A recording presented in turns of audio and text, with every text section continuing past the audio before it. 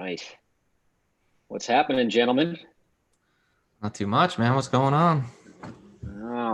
This another week. We're starting the back after the draft with everybody. We're joining a tradition unlike any other.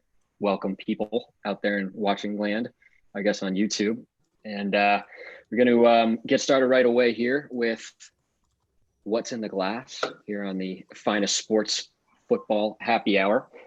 Gentlemen, what are we drinking tonight?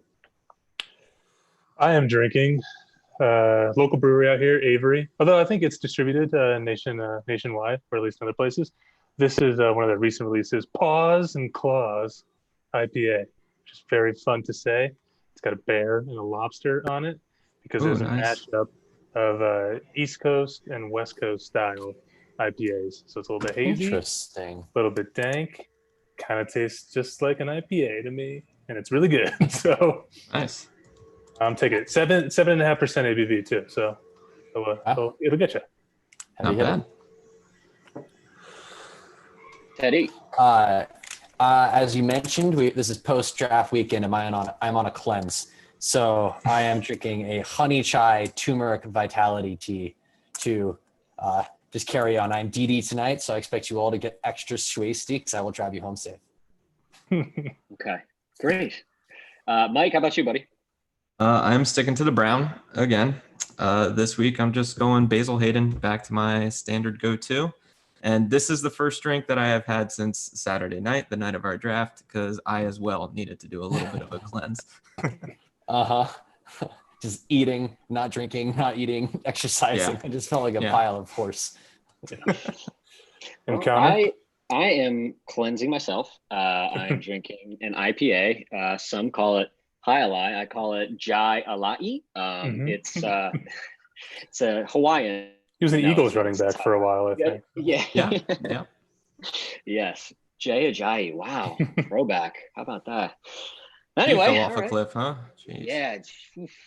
It's not easy to stay in this league. Right. All right. So, well, guess what we usually do here is do the 1st and 10. We'll start with some news from around the league. I don't know, Mike, Matt, I don't know who wants to start. But... Yeah, I'm going to kick this off here. 1st and 10 news stories in 10 minutes. I got the clock going right here. We're going to start right now with some breaking news, which is that Leonard Fournette is signing with the Buccaneers, according to Breaking news. Pro Football Talk. Spent the first 3 years in Jacksonville, and now he's going to the star-studded team.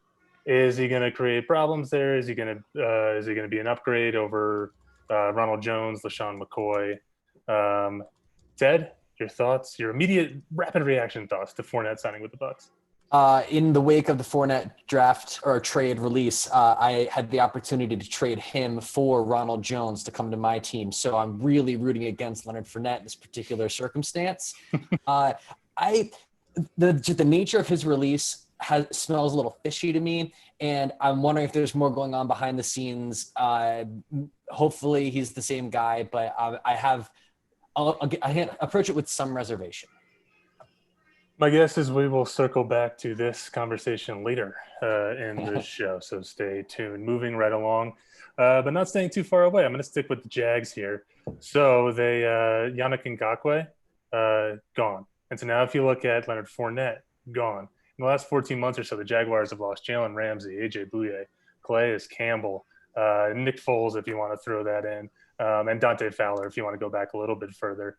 The Jags are going to eat $44 million in cap space this year, but they've kind of stockpiled picks for the next year, and it reminds you a lot of the Dolphins. So my question to you guys, is this going to be the new normal for rebuilding in the NFL, and do you like it, Diaz? I do not like it personally, but I mean, it's a great strategy. I don't think they're going to tank because they've stockpiled so many of these things. And if they do, in fact, tank, Doug Marrone and Dave Caldwell are not going to be there. So it's like you invested all this time drafting these players and getting all these draft picks for just they're going to play. They're going to play hard. And let's not forget, Gardner Minshew had a very good season last year with nothing around him. You come in with a new offense. Jay Gruden is a very good offensive coordinator. He's got a good system. Tyler Eifert's there. DJ Shark balled out last year, excuse me. And let's not forget about Laviska Shenault, who is performing very well in camp. So good things out of the Jaguars offense, defense, who knows? Well, the future has to be brighter than the recent past. And they're setting themselves up better with Doug Marrone gone. There's more to winning football games than having 5 first-round draft picks over 2 or 3 years. Fair enough. True. Next up, Joe Mixon, Cincinnati Bengals running back. It's a 4-year, $48 million extension.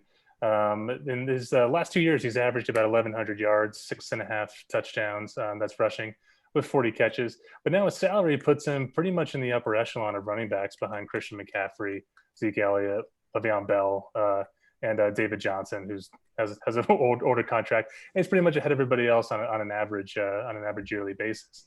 Is that salary, averaging about $12 million a year, is that worth it for a guy like Joe Mixon, who's just entering his 4th year? Connor, your thoughts? Rumblings out of camp have been that they are going to be committed more so than ever, or for the past, I guess, few years with Mixon on the team. They're going to be committed to running the ball and actually giving him a lot more touches because they believe he's a volume rusher. So like a guy that heats up the more touches that he gets, as opposed to somebody who just gets shot out of a cannon. So they commit to the running game. They've gotten this signing of a deal out of the way before the season. He's also on my fantasy team, so I'm really excited about this. I think this is all good news, and honestly, I don't know if we've really seen what Mixon's ceiling is yet. But I mean, there's a lot of parts at play here. You don't know how good Burrow is going to be. You don't know how good the line is going to be, and now AJ Green. What version of him were we going to get? But I think their wide receiving core is actually pretty deep. I think the offensive line could actually be pretty good, and it's my belief that Burrow is going to kind of play out or ball out. Mike, I just made the same mistake there. Ball out this year. So yeah, I feel good about this. Joe Mixon has not had a rushing fumble since he entered the league. And who just won the Super Bowl? The Kansas City Chiefs. How did they win? By having a quarterback on his rookie deal, and you pay everyone else around him.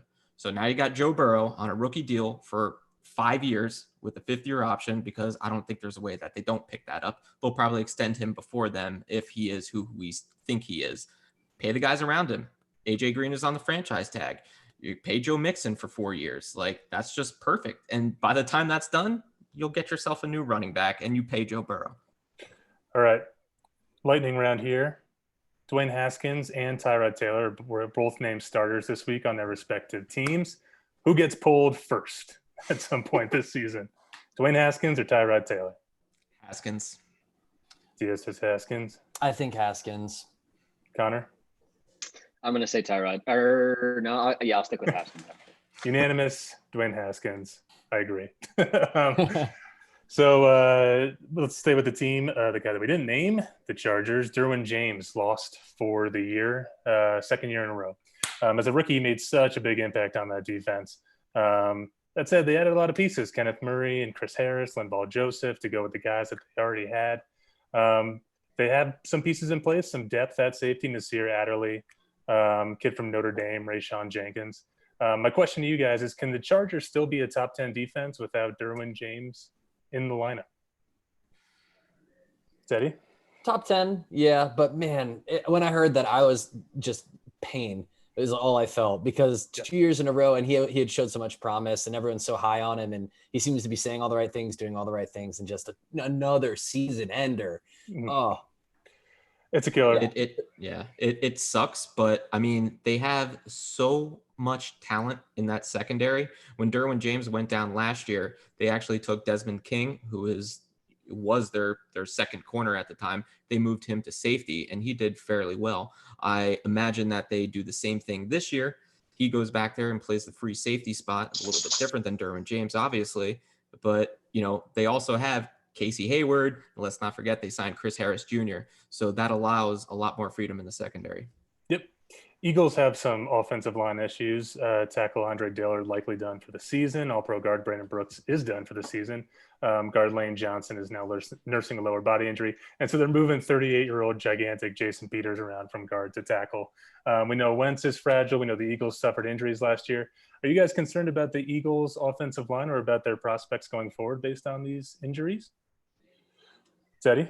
I am now. They just piled up, and like, at first I was feeling really good about it. I loved the idea of Jason Peters just playing the spot that we need him to play, because he's an excellent player but old, and it's great to have him there for the leadership and everything. But now he's like the last one you've got, and he's had injury issues in the past anyway. So yeah, I'm feeling iffy. Dude, he was supposed to be the guy to like shore up the line, but he wasn't supposed to be the guy that they're relying. That's right. Yeah. So, the Eagles had a lot of injuries last year at the wide receiver position, as we all know. And the reason Wentz had such a good season was because the offensive line kept them upright, and they were a top 10 offensive unit.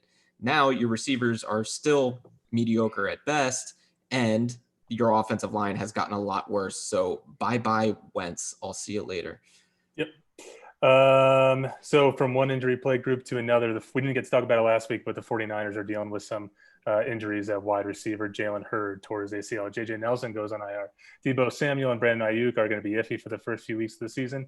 This is after they lost Marquise Goodwin and Emmanuel Sanders in the offseason. Kendrick Bourne is scheduled to be their number one wide receiver, then a bunch of guys who have bounced around. You talk to 49ers homers, they're saying, whatever, we're a running team, Kyle Shanahan, we'll figure it out. Is anybody else concerned about the depth of the wide receivers in San Francisco? Mike, you are? I am deeply concerned. Knowing Kyle Shanahan as a Falcons fan, receivers are way too important in that offense, especially in the running game. And I think the Patriots releasing Mohamed Sanu is a perfect shoe-in, as our good friend Andrew mentioned right before the show, is familiarity in the offense. And guess what? Mohamed Sanu, fantastic blocker, which is what Kyle Shanahan asks his receivers to do often. It's what his father did in Denver and in Washington when he was there. Receivers are very important, not as pass catchers, but as run blockers. All right. 3 yards to gain and 1 minute to do it in. The Bush, the beer, came out with a dog beer. It's got bone-in pork butt, celery, mint, turmeric, and ginger. Are you guys buying this for your dog, and/or are you buying it for yourself? It's edible for humans. Connor, no. Yeah. I'm curious. Yes. Ted, bi-curious. All right, moving on. Tom Brady mentioned that it's been a struggle to learn Bruce Arians terminology. Meanwhile, Devin McCourty up in New England says that Cam Newton's the first one in, last one out. Is there any kind of credence to these kind of anecdotal reports from these guys? Yes. Middling, Teddy? Yes. Yeah. So it means something, but we'll see it on the field. I think everyone's kind of taking shots at Brady in New England. I think they're a little salty to what kind of transpired at the end, but yeah. All right, last one. Let's get the first down here. Amazon's Next Gen Stats has given us a new useless stat. So Teddy is very excited. Expected rush yards. This means nothing. It's a stat designed to show how many rushing yards a ball carrier might gain on a given carry based on the relative location, speed, and direction of the blockers and defenders. From here, you can have other stats out of this, like rushing yards over the expected rushing yards and rush percentage over the expected. Why does this exist, and what the fuck? Well, we can finally separate the running back from the scheme, I think is the idea. Is it Kyle Shanahan or is it Matt Breida? That's true. This stat, I read this. I read this article, and it was pretty bad because it had the Atlanta Falcons offensive line as one of the top 10 in this category, which is great. But Devontae Freeman was also the second worst running back in this category. So it just kind of goes to show you why we let him go and why we're putting faith in there. It's a weird stat, but I guess it makes sense. These stats in football, and now this is officially over, 1st and 10. This is just me talking a little bit. Stats in football don't make, like, these, it's not baseball. Like, Pro Football Focus had Garrett Bowles as one of the best tackles in football last year. Watch him on the field. He's seriously one of the worst. So let's not use stats there's one stat that matters. It's wins, right? So let's just use that. We got this system figured out. Enough with this stuff. You and your analytics and your fancy computers. That's right. Sick of it. Put your pads on, son. Okay, now for a segment that is a recurring nightmare for me, but apparently everybody else really enjoys it. So this is the beat, and we're gonna go around. I'm gonna go last because you really want to save this stuff that I have to say for last. But you guys, we'll start off. Teddy, you want to take it away? Talk about the Steelers a bit. Absolutely. I always love talking about the Steelers. Unfortunately, there just isn't that much. It's more of the same, but I think no news is good news. The injuries have been relatively low to this point, which is always something great to take away from training camp. One interesting thing that bubbled up that I smelled a little fishy, a lot like Leonard Fournette's release, but maybe not as important. Apparently, the green dot, which is, for the defensive player that receives the plays from the coach from the sideline, is still up for grabs. And by all accounts, it's Devin Bush's to lose. And the fact that he hasn't been officially made that guy yet, like this was supposed to be that summer, that year. I'm not sure if I should be nervous or not. And I might even take some feedback from you guys. Should I be concerned that our stud middle linebacker isn't comfortable calling the plays on the field? I wouldn't say so, because he is such an athletic talent, and because he is like that, he doesn't have to do everything on that defense. That's just AJ Hawk is like the prime example. Like he was one of the worst linebackers, certainly not worth the 5th overall pick, and he was the guy calling plays on the defense. So like there's just like you need a guy who can wrangle everybody, but it doesn't need to be the best player. It doesn't say anything if you don't want to be that guy. You might actually be better for it. You might actually be a more athletic player. But he's like that 3-down player, always on the field kind of thing. So, and you want him to be the alpha, right? Like, I mean, he's supposed to be the stud. He's supposed to be the guy. I would like my my big time middle linebacker to be the one basically directing traffic and calling stuff out. By all accounts, it might end up being TJ Watt again, and he really is the alpha there. But he's on the line. It's a different way. He's also got way more experience in the system than Devin Bush does. Yeah. That's all. Now for some pack chat with Matt Cortina. Pack chat. Well, last week I talked up Kamal Martin, the 5th round pick out of Minnesota, and he is out for 6 to 8 weeks. So I'm not going to talk about any Packers players. In fact, I'm going to talk about players on every other team in the division. And I'm gonna focus on rookie corners, because I didn't realize this, but there's a ton of new rookie pass defenders in the NFC North. Jalen Johnson in Chicago. Matt Nagy is talking about. He's from Utah State. He's a guy who could have gone 1st round. Jeff Okudah, obviously the first cornerback taken. They're less high on him in Detroit than they are on Jalen Johnson in Chicago. They're not even sure if he's going to start this week, just because he hasn't had the time in practice yet. And then meanwhile, in La La Land, Minnesota, they're talking about Jeff Gladney and Cam Dantzler like they're fucking Deion Sanders and Night Train Lane. It's just like they're rookies. They're going up against Allen Robinson and Kenny Galladay and Devontae Adams. They're going to struggle. And then the last point is that I feel pretty good as a Packer fan. It's the first time in years that they've had a better secondary than anybody else in the division. Okay. So that's a lot of positive news and good detailed reporting on all the players on the Packers team. All right, Mike, what can we, what's going on in the Falcons camp? Well, kind of to Teddy's sentiment, there's not a whole lot of going on because there's just not a whole lot of media access. So what you're getting is the hype. You know, you're seeing these videos of receivers making catches and, you know, defensive linemen breaking through the offensive line and, you know, tackling the ball carrier. So you really kind of have to do some digging to decipher the stories. Right now, it's just kind of guys getting dinged up. Our 2 rookies that are going to have the most impact this season outside of AJ Terrell on the outside at corner are Matt Hennessy, who's competing at left guard, and Marlon Davidson, who's most likely going to be heavy on that defensive line rotation.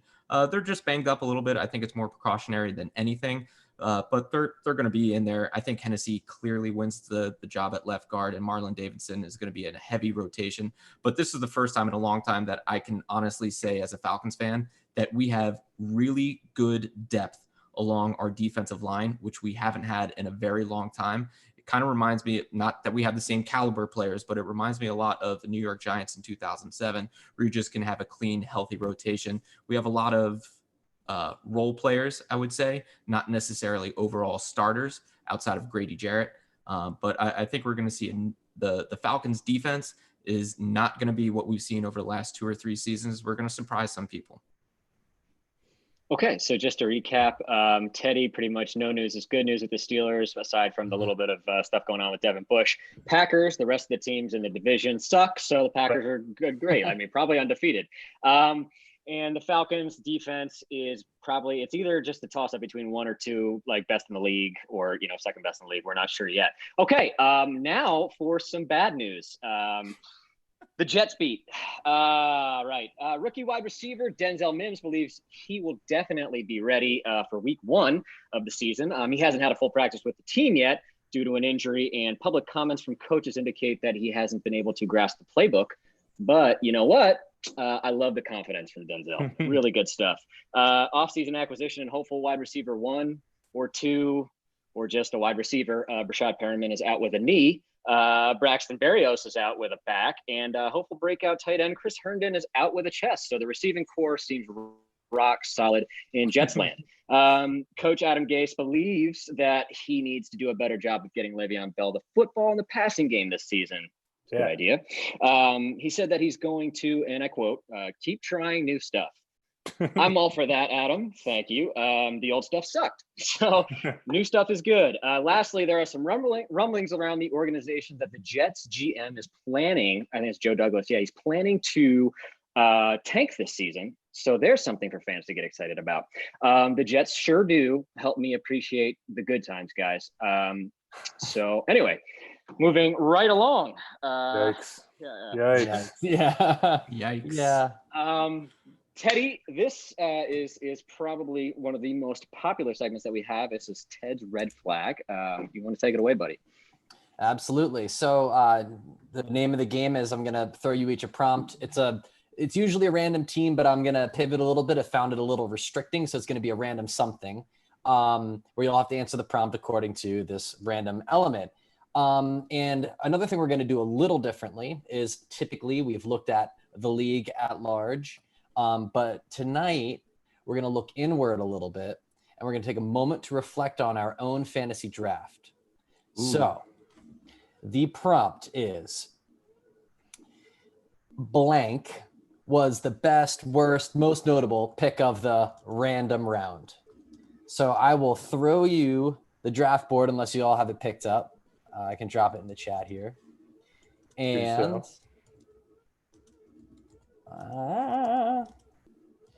we will get spinning the random number. So you're each going to get around and you're going to tell me about which pick you liked the most or you hated or you loved, but just like for some reason you want to talk about it. Talk about a pick in that round. Keepers included.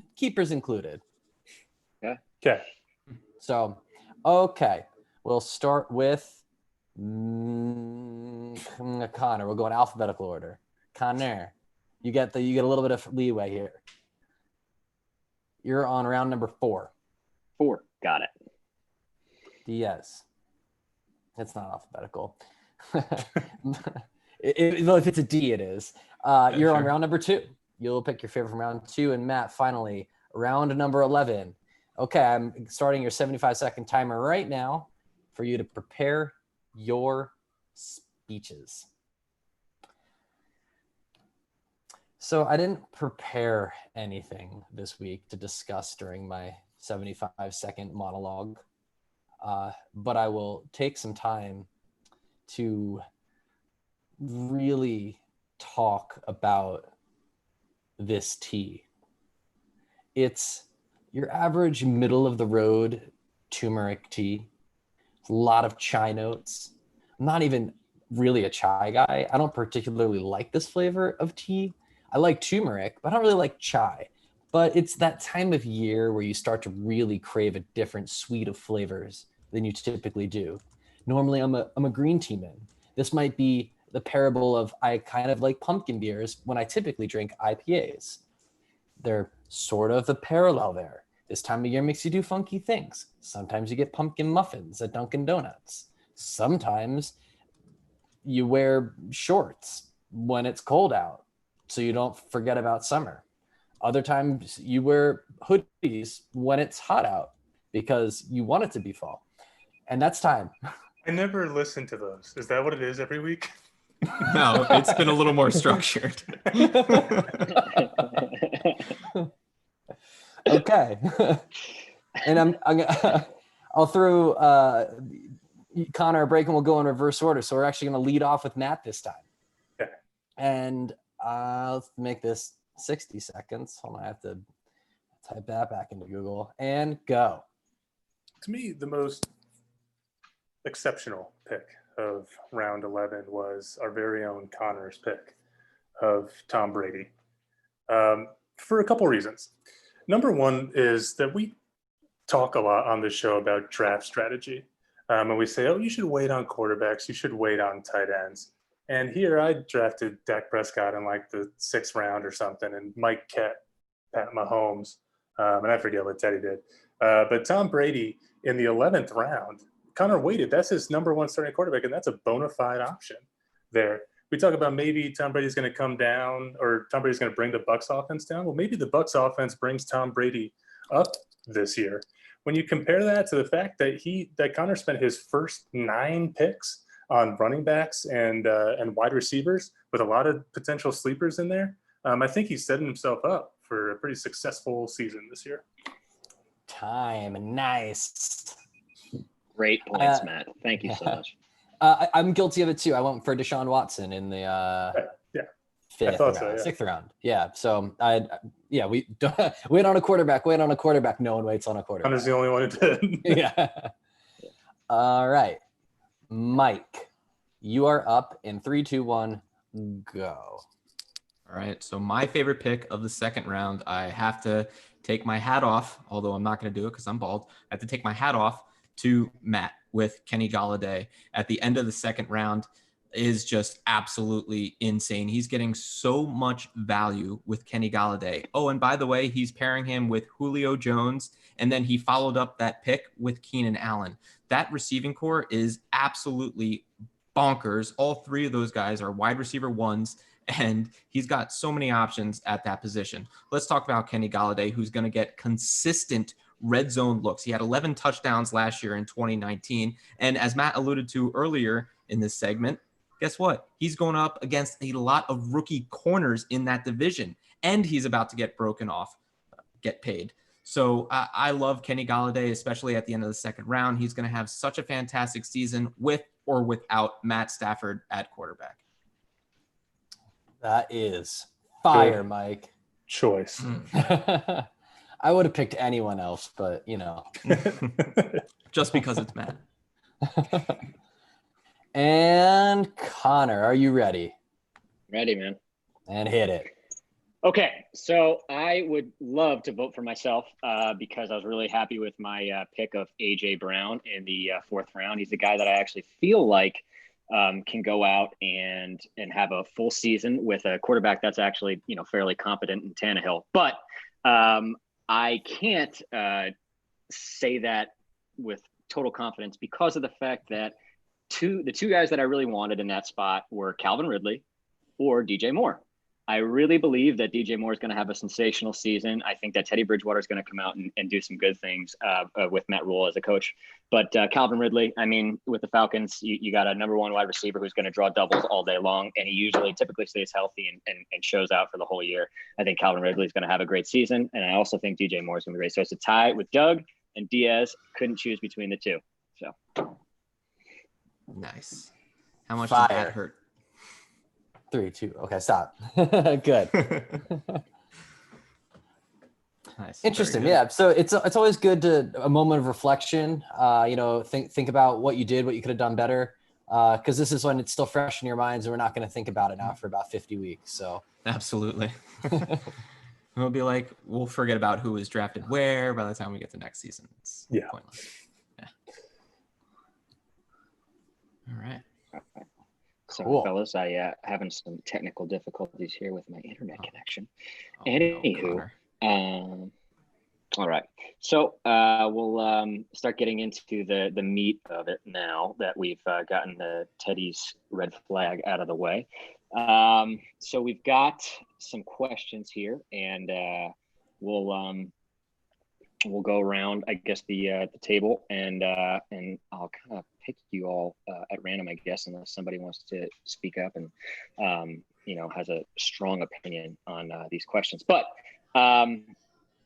we're gonna skip the first one actually because we have heard rumblings about Leonard Fournette. So all right, so this one's actually really interesting to me because there's a team that I've been trying to. We haven't really talked too much about, I guess, like the last 2 weeks, but the Raiders, they place Tyrell Williams on IR, and not that he's going to be missed terribly, but does this pave the way for Henry Ruggs to be the guy in Las Vegas? Which I mean, we have talked about Ruggs, and I think he's a stud in the waiting. So just your thoughts, guys.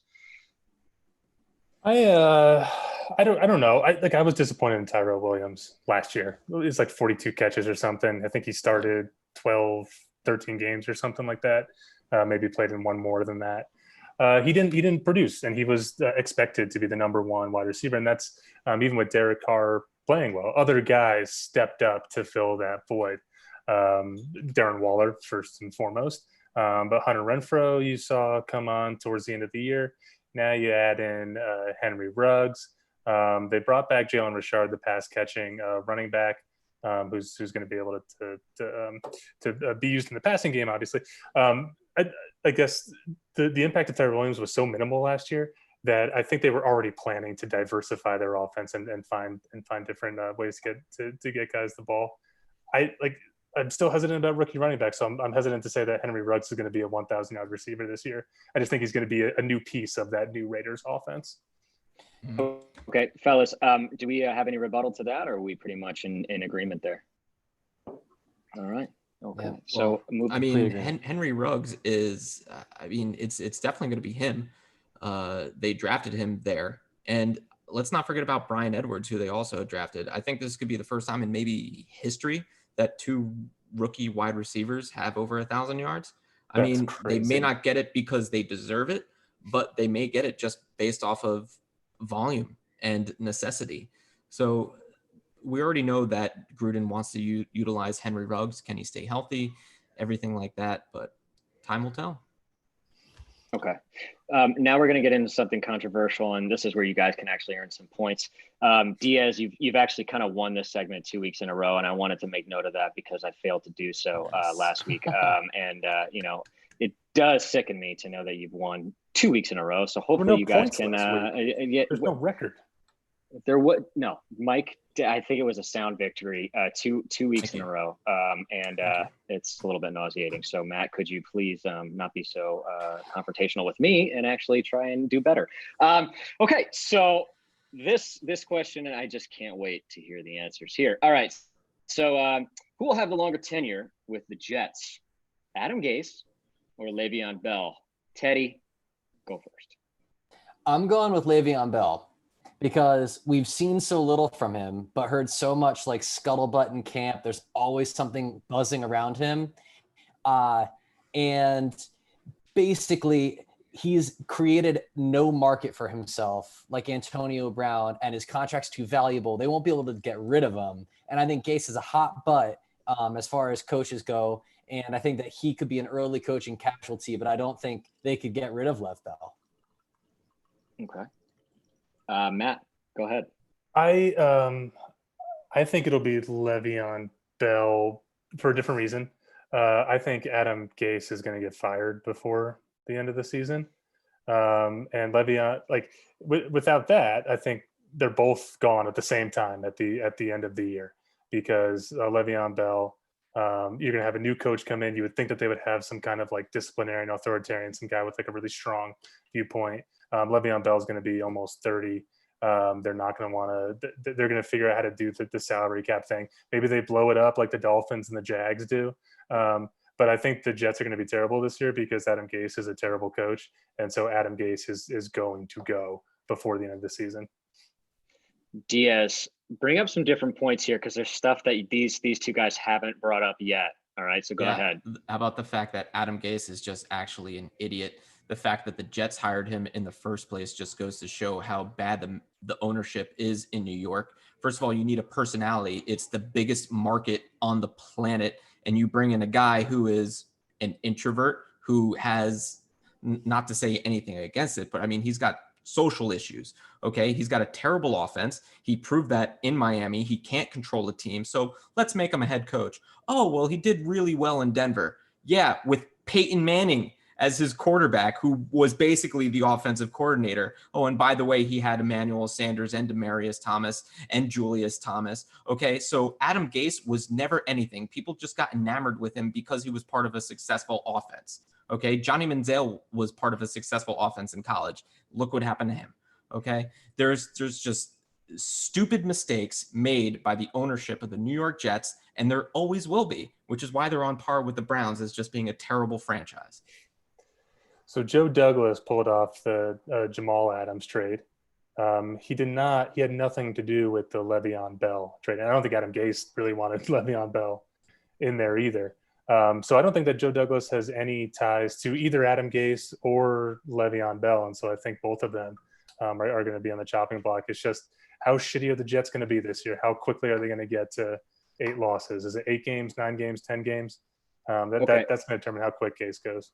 So I'm going to give Matt the point here, but I kind of disagree with all of you. It's in that you're all expressing like conventional wisdom. And this is the Jets. So whatever you'd come up with, it's probably going to be the opposite of that. But I feel like both of them getting axed would probably be the closest like answer to what the truth is, or what reality is going to be. The Jets, I would say that most teams, it seems to be easier to get rid of a player, or like a player has like more like clout as far as they can hold out or just make a lot of noise. And then the easier thing would just be like, squeaky wheel, grease, get rid of them, do something else and move on from that. I don't know what the Jets will ultimately decide, but I don't think it's going to be a successful season. I think both of them will be gone by the time next year starts, and I don't necessarily believe that the team's going to be in a better position for it, regardless. Okay, so Matt, I'm going to give you the point on that one, but like I said, I feel like you guys you should have thought about your opinion and then chose the opposite. That's the point, but there's a fucking caveat. So great, thanks, great. Thanks for the compliment. Well, there's always going to be an asterisk, next to anything that you come out with. Okay, so I like this one too. This is a good question. Which second-year quarterback will have a better fantasy season? Kyler Murray, Daniel Jones, Gardner Minshew, Dwayne Haskins, or Drew Lock? Mike, I want you to start here. The obvious answer is, Kyler Murray, I think, with just the offensive weapons around him. And I think that's what a lot of people are going to say. But you cannot forget about the next guy on the list, which will be Gardner Minshew. The offense is going to run through him. Obviously, they just let go of Leonard Fournette. They brought in Chris Thompson, who is primarily a pass-catching running back. Tyler Eifert is there at tight end, Laviska Shenault, DJ Chark, D.D. Westbrook. The Jags have a pretty good receiving core when you incorporate their entire offense. Offensive line is a little suspect. They're going to be losing a lot of games. So I think you're going to see a big stat padding from Gardner Minshew this year. A lot in garbage time. So I think that's pretty solid. Okay. Teddy. I'm going to make the case for Danny Dimes. I think he showed some flashes in his first year. And I think most of his mistakes and the things you can knock against him are mostly due to inexperience. And now he's had a whole off season kind of as the starter. The org was obviously very high on him, have been the whole time, have never said anything otherwise. Like, he's showing the things you want to see in a nice second year leap. And he's got the pedigree and the first round pick, like the whole thing, like he feels like he could really move into that spot. And also like the similar to the Gardner Minshew opinion, like the Giants have like a cheesecloth for a defense. So they're going to be playing from behind a lot. And I think he'll find a way to get it to his talent or stable of fairly talented receivers, but also very talented running back and screenplays and stuff to sort of offset the rush from their wholly offensive line. But he put up pretty good stats as a rookie in 12 games. Like, I was more impressed than I thought I would be. And if he makes logical progress and plays at that level all 16 games, we're talking a pretty good statistical season. Okay. Matt? Yeah, it's hard to argue against Kyler Murray with all the talent around him, but I'm going to do that just as you gentlemen have done. The only guy that I have to rule out is Dwayne Haskins, and of course he's going to be the one who outperforms everybody. He's just too inaccurate right now. But I'm going to make the case for Drew Lock. Drew Lock came in on a pretty bad offense that Joe Flacco just couldn't get into gear, and he went 4-1 with that team, including a blowout win in Houston. But a team that was playing at peak potential. And so what did the Broncos do this offseason to support him? Yeah, their offensive line still has some issues, but it's not that different from the offensive line last year that Drew Lock flourished under. So all they did was add playmakers for Drew Lock to throw to. Another year for Cortland Sutton, who's going to be a stud this year. They brought in Jerry Jeudy, who the number one receiver taken, or second receiver taken, could be the best receiver out of this class. They'd spent their second pick on KJ Hamler, who's dealing with a hamstring issue, but he's kind of a speedster. Noah Fant came on immensely once Drew Lock started playing. He's kind of a really athletic. He could take that second-year jump. He had like 600 yards receiving and a couple touchdowns, which is kind of unheard of for a rookie tight end. So he can make that jump. And they also brought in Albert O, who Drew Lock played with in Missouri. And Drew Lock, everything they're saying is that he's super resilient. Now he's playing in Pat Shurmur's offense with the 3 wide. I think that's why John Elway went out and got all these playmakers. Drew Lock can sling it. He can run. I think they're going to be throwing the ball over the field. And then on top of that, I didn't even mention Melvin Gordon and Philip Lindsay in the backfield. You can both throw to. So I like Drew Lock.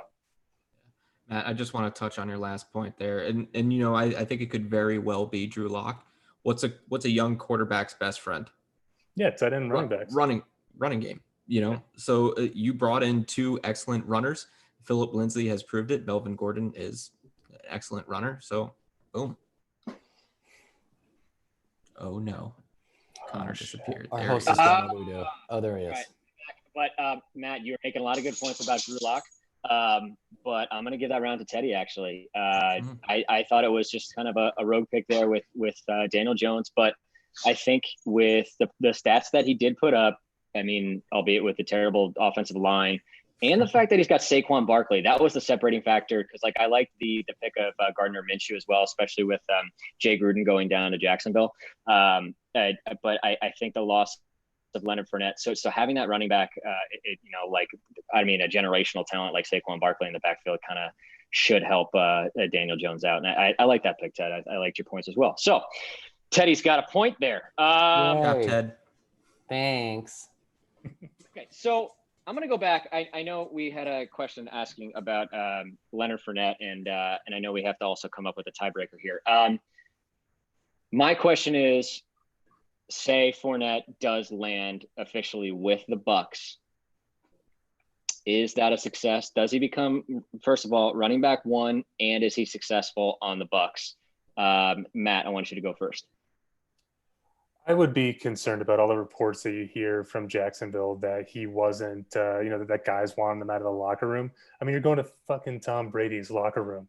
There's no room for shenanigans. And you can make the argument that maybe that's going to whip him into gear or whatever. But we've heard this from Leonard Fournette before. So I'm not that confident that he's going to mesh with that. You also have Bruce Arians, who's like making guys puke and like doing like these incredible, like Rob Gronkowski saying it's the toughest I've ever been coached. He just got coached by Bill Belichick for a dozen years. So I don't know, I just don't know how Leonard Fournette is going to fit on this team, especially because, Ronald Jones may have his shortcomings, but he's not going to go quietly. LaShawn McCoy is a veteran. He's not going to go quietly. And so, yeah, Tom Brady may like it and they're gearing up and it all sounds good. But he's coming in 10 days before the season starts. He's going to have to learn all this pass protection. He's going to have to learn a totally new scheme. I would think that the impact is going to be pretty minimal, at least for the first half of the season. Okay, let's go with Teddy. I brought this up before.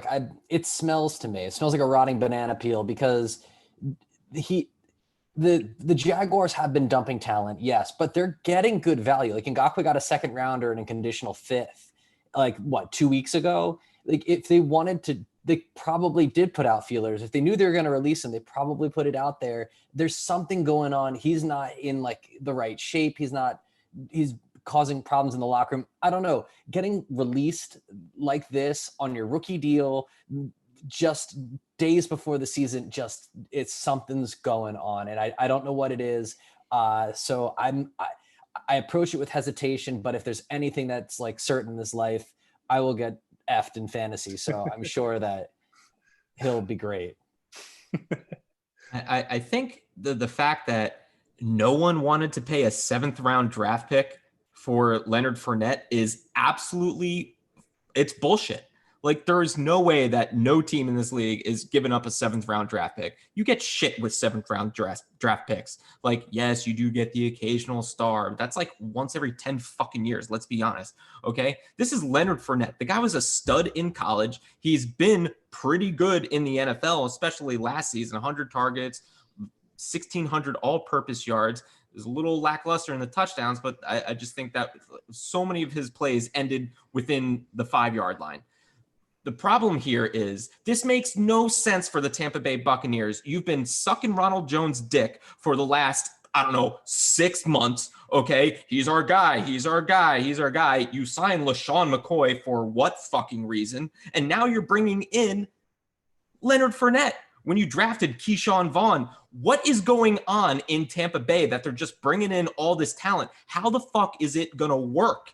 It's not, especially in this weird off season where you barely have time to build team chemistry. Where does he fit? He doesn't. He doesn't fit into this offense whatsoever. If anything, this is like them signing Antonio Brown, okay, and just being like, okay, we can't use you for 8 fucking games, so we'll see you towards the end of the season when we're, 5-3, if that, 4-4. Come on, it's a joke. Okay, so Diaz, I'm going to give you a point there, even though I missed about like 10 seconds of what you were saying. But I will say, baby. I will say it was super passionate. But no, I honestly think that I don't know Bruce Arians' like history that well, apart from him rolling with, the main guy as his running back in Arizona. So I don't know if he's going to be great as a coach with a running back by committee type deal. Also, I think this is way too many personalities and way too many like either former stars or guys that believe that they're still current stars. I mean, Shady McCoy, Fournette, who is also not exactly like the quiet team first kind of guy. And I don't know, like, as far as like going into a culture with a super strong personality like Bruce Arians, and then a guy who's got more success than any quarterback in history and Tom Brady. It just seems like a weird move. But it's also a pile-on, like just. Yeah, I mean, I'll make a counter argument, and I don't know if I believe it, but Jacksonville's a fucking dumpster fire. I don't think Doug Marrone has control over that team. A lot of players have had like towards the end of last year saying that nobody wants to play. Jalen Ramsey was so happy to get out of there. He's a psycho, though. But you don't hear a lot of happy people. You don't hear a lot of happy former players in Jacksonville. And then the guy that I would say might be analogous is LeGarrette Blount. LeGarrette Blount came in to New England, kind of a similar style runner to Leonard Fournette, but also came in with an attitude and kind of bought into the system. You see these players kind of come in and buy in for like a year, right? And that's the Bucs are building up for this year and then maybe next year. I don't think they'll give Fournette a big contract. I think they saw the lack of depth that they had at the running back position and said, "Oh shit, this is our best option," and it could work out really fucking great because Leonard Fournette can play football. So, this is not to say that he can't. Like, he is a fantastic football player. And if he's a shithead in the locker room, they just get rid of him. That's it. Like, the risk is pretty low. It's not going to blow up the whole team. Okay, so Leonard Fournette, obviously a running back, and I'm going to come up with one final question here because what is it, like 2-1 in advantage of Diaz right now? Who got the first question there? Henry Ruggs. Who did I give the point to for that? Oh wait, no, I didn't. I'm sorry. It's a tie, 3-way tie right now, so I definitely need to have a question for a tiebreaker because Henry Ruggs was just an open discussion. All right. Okay, so since we were talking about running backs with Leonard Fournette, is there a better way to pay younger running backs than what like is the current structure like deals right now? So we're going to start off with Diaz here. I most certainly think there should be a different pay scale for running backs coming into the NFL. I know that sounds odd, but you look at what's going on in the league right now. I mean, Alvin Kamara is like the most recent guy, and like his body is just getting absolutely destroyed. He's taking epidural shots, and he's in his 4th year. These guys, they are so pivotal to the team, but they're getting paid like centers, which is just, I think it's a little ridiculous, especially given their usage on these offenses. And teams know they're going to draft a guy young, they're going to run him into the ground, and then they're just going to dump him. and they're not going to get these second contracts. So I almost feel it sounds weird to say, and it's not fair at all, because the way that you get drafted under the current CBA, it's kind of scaled with your draft position. But if you're a running back, I think there either needs to be more guaranteed money, or you should be on a different pay scale compared to other positions, because quarterbacks get paid differently, right? Defensive ends get paid differently. Corners, wide receivers, rookie running backs should be paid differently. That's just the end all be all, because these guys are sacrificing so much of their body. And when they want to get paid, no team's going to give them. It's so rare that, like Joe Mixon, he's in his third year, and he's getting money. That's good.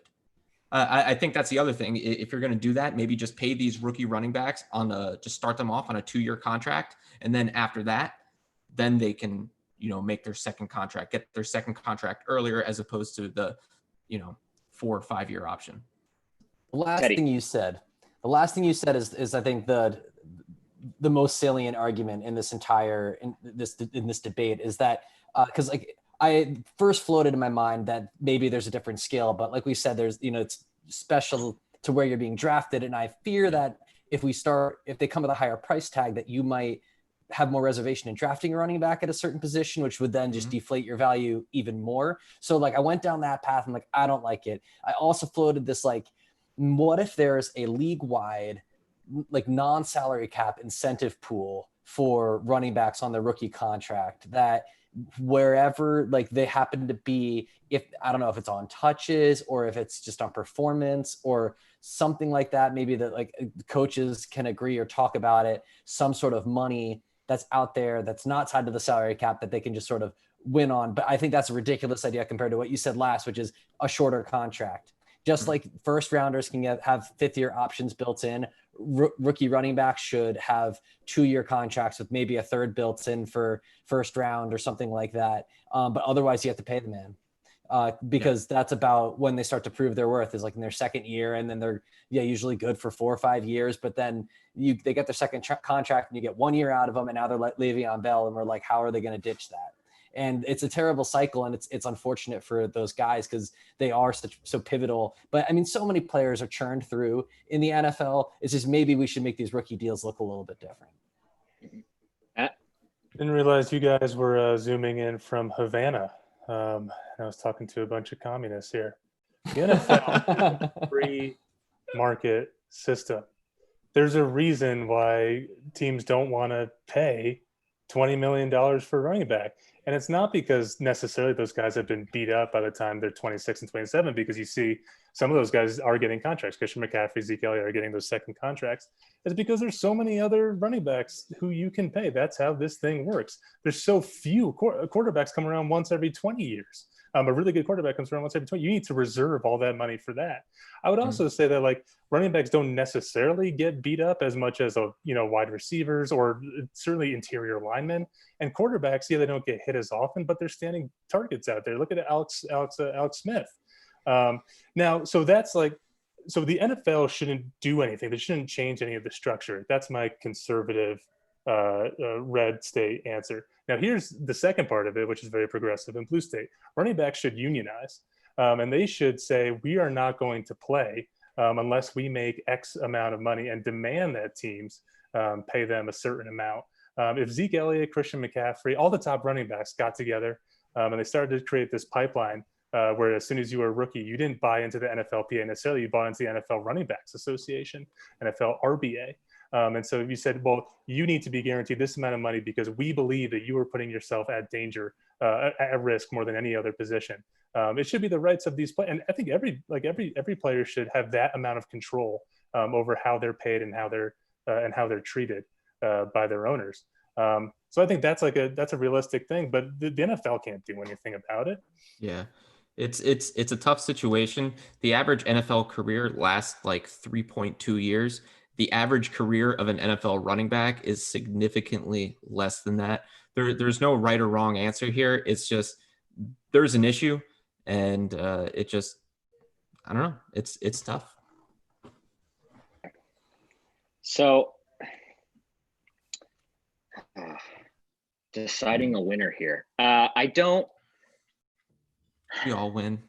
We're all I don't. communists. I know that we're gonna decide this like real Americans here. There's gonna be no ties, but the last round, I was kind of split between. I was actually gonna lean towards giving it to Matt. However, then he went super left into some idea that I have no faith ever coming to like fruition. Um, College players came together and like took down NCAA football. Like you can do it. True. Connor, Connor, you idiot. no. Yeah. And to think Connor wanted Good to host point, the draft Connor. this year. so I'm gonna go with one more question, and it's gonna be between Teddy and Matt. Because last round I liked both of their answers. I liked yours too, Diaz, but I liked what Teddy was talking about. Incentivized contracts for running backs was kind of a cool notion. I agree.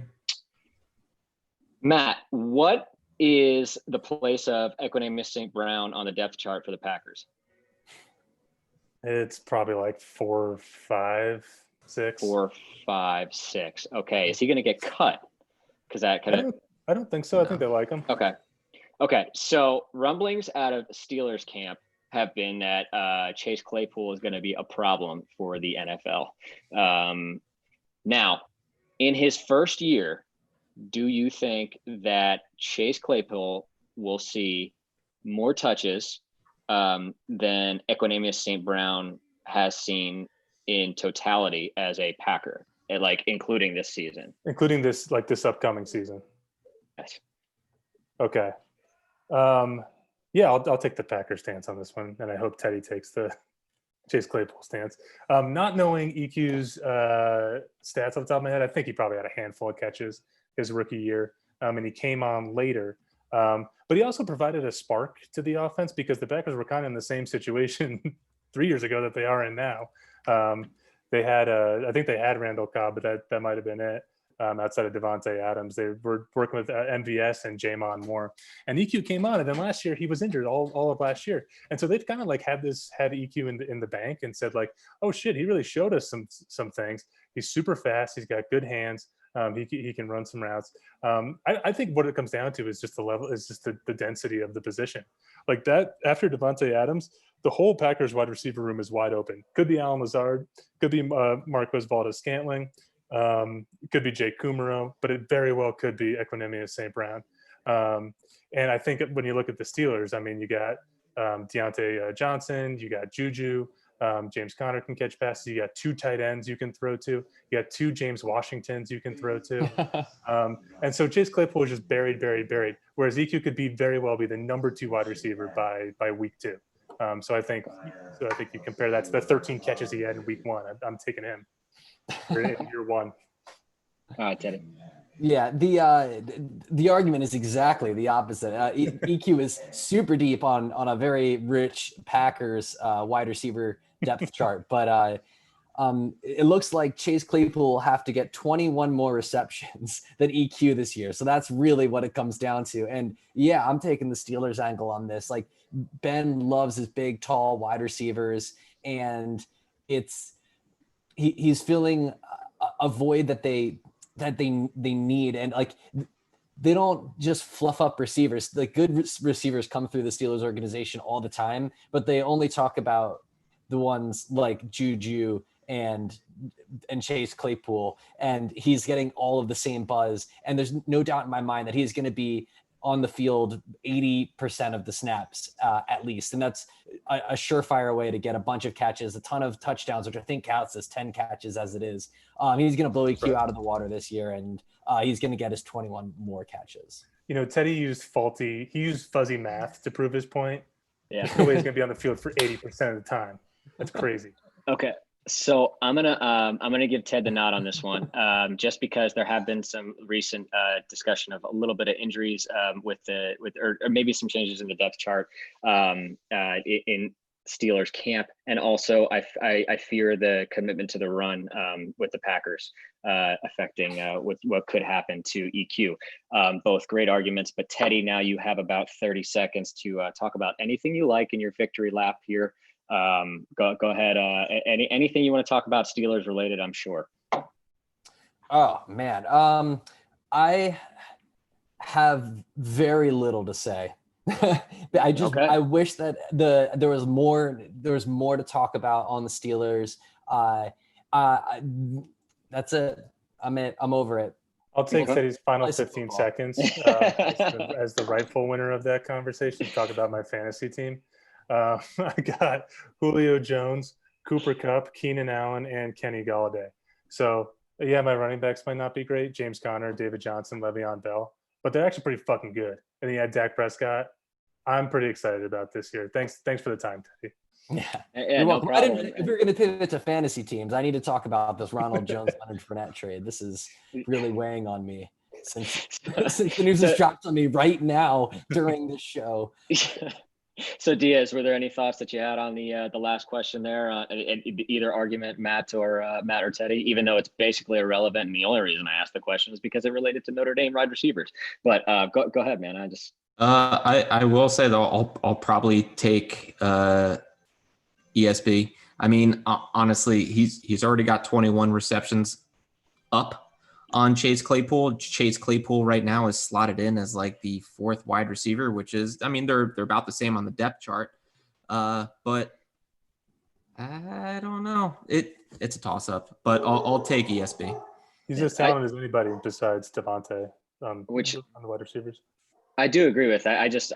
Another thing about Equanimous is that I don't know if he's as built for this league as I really believe that Claypool is, and especially within that system. I think he's definitely a body ready for the NFL. All right, boys. So now we're just kind of going to talk about other news or topics around the league. If anybody else wants to weigh in on something else that may be going on, Mike, I don't know if you have any other ideas, brother. I would first like to talk about how stupid NFL franchises and ownership is as a whole. We've seen this before with plenty of other teams, and my usual gripe is with the Patriots, most notably this year with Cam Newton, right?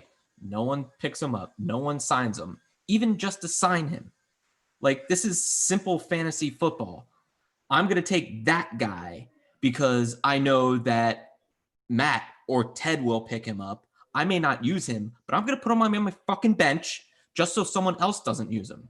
No one signs Cam Newton, and you let him go to the fucking Patriots. Okay? Where it's like, now Cam Newton's with Bill Belichick. Who the fuck let this happen? This is Bill Belichick. Do you want them to win more Super Bowls? Jesus fucking Christ. Now with Leonard Fournette. I guarantee you, if it wasn't the Bucs, he was getting signed by the goddamn Patriots. And still, with the Bucs, Tom Brady, do we want this guy to win 100 fucking Super Bowls? I mean, this is absolutely ridiculous. Pick up Leonard Fournette and his $4 million salary, which is chump change to half of these goddamn teams. Put him on your bench. You don't even have to play the goddamn guy. Like, Jesus Christ. We don't want Tom to win anymore. I'm tired of it. We don't want the Patriots to win anymore. Take away their options. That's all teams have to do. It's like how people in our league trade with Matt, who's won 7 out of the last 10 years. Just stop it. He doesn't need anymore. We're tired of seeing it. It's just absolutely ridiculous, being real here. It's absolutely ridiculous that teams release these players and then no one else does anything about it to let these talents go to even better teams who have completely demolished everyone else over the last couple years, right? Tampa Bay is building this huge powerhouse now. And as we just talked about, it's going to be ridiculous because there are way too many personalities there. But still, the potential. I mean, come on, NFL. Wake the fuck up and start playing fantasy football like the rest of the goddamn world. Put them on your bench. Wait, if the theory that Joe Douglas wants to tank this season is actually true, sign Fournette to a one-year deal, bring him in, and then really watch the world burn. You know what I mean? Like, just see that. The problem is the New York Jets have way too much invested in their running back room as it is. I mean, let's not forget. So you have Le'Veon Bell there, who has a huge contract. Frank Gore, who's taking a vet minimum, which is still pretty big considering that he's 87 years old and he demands a lot of money. He looks slippery though, Mike. He looks so slippery. I love Frank Gore. Okay. I love Frank Gore. Okay. You also drafted LaMichael Perrine, okay, who's done pretty well. I feel like there's another guy in the running back room that I'm forgetting at this point, but still, you can't have that much money tied up in a. It's like the San Francisco 49ers. Their running backs total salary is over $30 million this year, which is just absolutely ridiculous. Half of it is Kyle Juszczyk. Fullback. I wasn't even including Kyle Juszczyk on that. So now you're talking over $40 million. It's just insane. We're setting up for a real pass the torch moment when Patrick Mahomes finally beats Tom Brady in the Super Bowl. Now that they're in different conferences, that is the operation that is happening behind the scenes that we don't see. It's always been about Tom Brady. Mike, to counteract your point, and I'll say it again. Your view of the NFL is not one of the free market of the reality, which is that it's a free market. Teams that put themselves in a good position are successful. I mean, the Patriots consistently drop guys a year before they should be dropped. Everybody's saying, "Oh my God, I can't believe they got rid of him and they traded him. Holy shit!" And like this is on top of them being fined and Tom Brady being suspended a bunch of games. And yeah, they were cheating, whatever. So maybe that helps. But the Patriots and the Ravens and the Steelers, and they put themselves in good position because they're managed really well. And the Bucs haven't historically been managed really well, but they pretty much knocked it out of the park this year. The issue is like when you get like San Francisco, Minnesota, I feel like they've managed their teams very poorly because they've built up for 1 year and they've expected that year to go really well. And for everything just to be gravy after that. And even saw with the Seahawks. I mean, the Seahawks have been competitive only because Russell Wilson is a superstar player, but they built up for a couple of years and they got a Super Bowl out of it. Luckily, the Packers built up for 1 year. They got a Super Bowl out of it. And then they struggled for the next 8 years with Mike McCarthy. You're not just giving these players away. You're not just giving Cam Newton to the Patriots. You're not just giving Leonard Fournette to Tom Brady. You're like, these teams have set themselves up in good position so that when opportunities like this come around, they can pounce on them. That's just all part of this game. And that's why the Patriots have been so successful, because they're one of the best managed teams in the league. Okay. I really want to touch base on this because we typically do. Hard Knocks. Yes. I want to just say that the divide between Chargers and Rams has deepened as far as I'm concerned, and I really do appreciate more and more each week Anthony Lynn. I just think as a practical man, as somebody who's just like a good influence on his team, a good listener, as well as a person that commands respect. Good leader. I definitely would love to play for a guy like that. I really would. And McVay, great offensive mind, and he's good at the X's and O's of football, but not as much.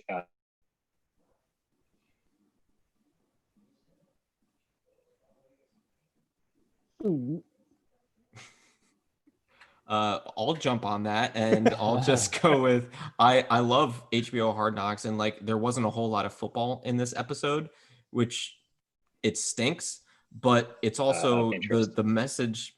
Sorry, the message that they're really trying to convey is one that needs to be heard. And I said this last week, how I thought the shift to more of the Chargers was a good thing, and they continued that trend this year. The Chargers locker room meeting, how Tyrod Taylor was like, "Hey man, no. We're all going to the locker room right now and we're going to talk, and it's going to be uncomfortable." Like that, these are conversations that need to happen. And for Anthony Lynn to, that Zoom meeting that he had where he's just like, "Hey, look, I think we should practice, but if you guys aren't in the right mindset and you guys decide that you don't want to do this," that is a coach that has his team's back. And his team decided, we're not in the right mindset. And he knew that. And he's just gonna be like, "Hey, look, man, there are bigger issues that need to be addressed besides playing football right now." And Anthony Lynn is a stand-up guy. I think the Chargers organization is one to watch this year. We've talked about them a lot, but it's things like this. And I don't know if we've ever seen more of a team, not necessarily offense, defense, special teams, but more of a chemistry and leadership qualities ever in the history of Hard Knocks than we have with Anthony Lynn, Tyrod Taylor, and the rest of the Chargers organization. It has been really impressive. And man, you just pull for the Chargers. How can you not? I always like Tyrod, and I'm an episode behind you guys, and so it's weird. Like when you guys talk about it, it colors my perception. We of spoiled the it. Episode. Well, no, because last week you guys were talking about, oh shit, I hate watching the Rams. Portions of it, the Chargers so much better. And like fucking 5 minutes into it, I'm like, oh fuck the Rams, god damn it. Go back to the Chargers. But one perception I have is like I always like Tyrod Taylor because I think he's a competitor. But like just seeing the kind of leader he is, knowing that like they just drafted, like you talk about Aaron Rodgers and Jordan Love and how the drama involved in that. Well, this is the third time Tyrod Taylor's been through this, where they've drafted a rookie quarterback behind him, and he's still just the leader of the team, doesn't give a shit. He'll always be the stand-up guy. So like my respect for Tyrod is just like skyrocketed after this, and I hope that he's successful this year. I think this is probably the best opportunity he's had to actually get into an offense, get into a team, and as long as he's injury free, I feel like he'll have the most time to prove himself. I don't think Lynn will have a quick hook with him and try to force like Herbert into a situation he's not ready for. And I also like how Tyrod works with the kid out of Oregon, Herbert or Herbert. I don't know how he pronounces his last name, but Air Bear. Sorry, Sherbert is. But yeah, he'll definitely obviously he knows the competition is live, and he knows that he could lose his job probably at any moment. But he's still willing to try to advise the younger player, and I don't know, just he's. And also his politics, like he's definitely willing to say the right, or even if it's controversial thing in his mind, he's doing all the right things, I feel like. I just want to touch on the non-football stuff for a minute, and it's not even opinionated. I do love how this 2020 Hard Knocks is going to be such a wonderful little time capsule of where we were this summer, and the amount of football or lack thereof is like very apropos, and I think they're doing a very good job capturing what not just like these football camps are like, but just like what the world is like. And I can't imagine like if you're binge watching all of the Hard Knocks of all time, in 10, 15 years, whatever, you hit this one, God willing, everything's like more normal next year. Just like, what the heck happened? Like, what a wild summer it's been. And I think that they're doing a cool job capturing it as HBO always does. And it's not all about football. Although there's one very football thing that happened this week, which is one of my favorite. I don't know, you want to call it a trope, but it's like something that they do every year. And they get a shot of a star player just being the star player. Much like they got Carson Palmer hitting the buckets in camp and just like destroying all of the quarterback room on accuracy. They have Austin Eckler doing like a dive drill with the running backs on the Chargers. And he's the only one that can clear like the fifth bag. And he just like does it first try effortlessly. Naturally. I mean, I don't know, it was the first try, but like he makes that leap and you're like, of course. Like he probably does stuff like that every single day in a different form. And you're like, of course this guy's the guy. And like he jumps off the tape and like I love when they do that. And it's just like, there is a reason. It's not all about the newcomers, all about the rookies. It's like the guy's the guy for a reason. I was going to bring up that clip about Austin Eckler being like, that was probably my favorite football clip from the episode. When they were lining those 5 bags on top of the cans, he was shorter than that. And he leaped over it, didn't even clip a bag. That just goes to show you the talent that he is and the work that he puts in the off season. Austin Eckler, big things this year. And to touch on Tyrod Taylor, I just love the guy. You saw what he did in Buffalo. And it was just phenomenal. I mean, in 3 years as a starter, he only threw 16 interceptions in Buffalo, which is remarkable. 6-6-4, right? And it's just, it's crazy. This is the most talented team, front and back, that Tyrod Taylor has ever been a part of. And I'm talking about coaching, wide receivers, tight ends, offensive line, defense, everything like that. I think Tyrod Taylor is here. You think he plays the whole season, barring an injury, and then that's when Herbert comes in 2021. It's an easy team to root for this year. Yeah, There's nobody you don't like. All right. I think Connor's frozen again. I was waiting for our fearless host to make the move here, but